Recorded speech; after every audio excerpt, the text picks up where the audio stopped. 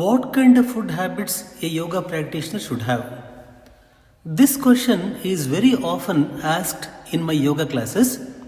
This is truly a very relevant question. Instead of going for the specifics, let me give the broad guidelines as mentioned in our Indian traditional texts. In the preamble of Charaka Samhita, I came across a beautiful phrase. It goes like this: Hitabhuk, Mitabhuk, Rutubhuk. In fact, this is the foundational Ayurvedic principle for health and longevity. Often, this phrase is attributed to an Indian scholar, namely Vagbhata. This outlines the three pillars for proper eating to maintain disease-free life. First is Hitabhuk. The meaning is eat what is pleasant and beneficial to the body. It could also include eating in a clean environment with a calm mind. And the second one is Mitabhuk. Eat moderately. It means consuming food in a balanced quantity. Normally, it is suggested that one should eat slightly less than one's full capacity to avoid overburdening of the digestive system.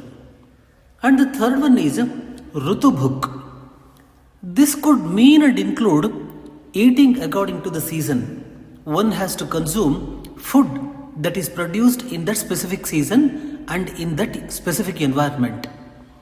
Rutubhuk also means consuming at fixed or regular intervals.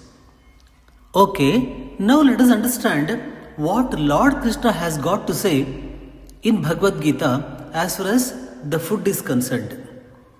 In chapter 17, that is Shraddhatraya Vibhaga Yoga, verse number 7, Lord Krishna says like this: Aharaswapi sarvasya trividho bhavati priyaha. That means there are three kinds of food that people prefer according to their dispositions. They are Sattvika, Rajasika and Tamasika. In the next verse, that is 17.8, Lord Krishna says, Ayus sattva bala rogya sukha priti vivardhana rasya snigdha sthira hridya ahara sattvika priya. That means persons in the mode of goodness always prefer foods that promote lifespan and increase virtue, increase strength, health, happiness and satisfaction.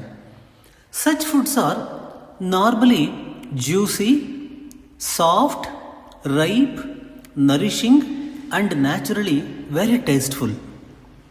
In the next verse, that is 17.9, Lord Krishna says like this: Khatvam lalavanatyushna tikshna ruksha vidahinaha ahara rajasaseshtha dukkha shokamaya pradaha.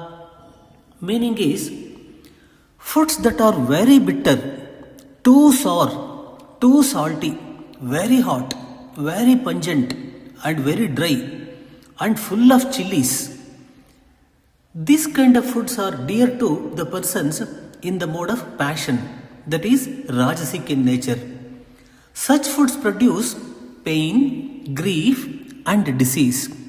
In the next verse, that is 17.10, Lord Krishna says like this: Yata yamam gatarasam puti paryushitam chayat uchchishtam apicha medhyam bhojanam tamasah priyam.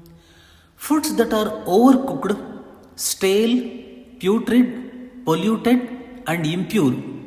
These kinds of foods are preferred by persons in the mode of ignorance, that is Tamasic in nature.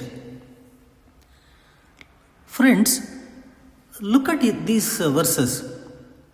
Only broad guidelines as far as the food is concerned we get in these verses. So no specifics are given. Only broad guidelines are available in these traditional texts. There is one more wonderful verse in Yogi Svatma Rama's Hatha Yoga Pradipika. According to historians, Hatha Yoga Pradipika must have been written anywhere between 6th and 9th century Christian era.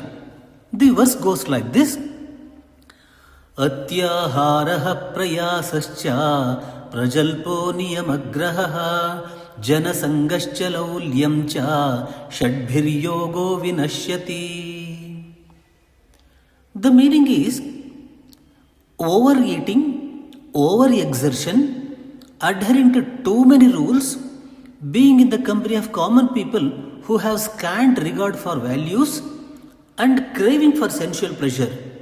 These are the 6 causes that destroy yoga sadhaka, so the yoga sadhaka's sadhana.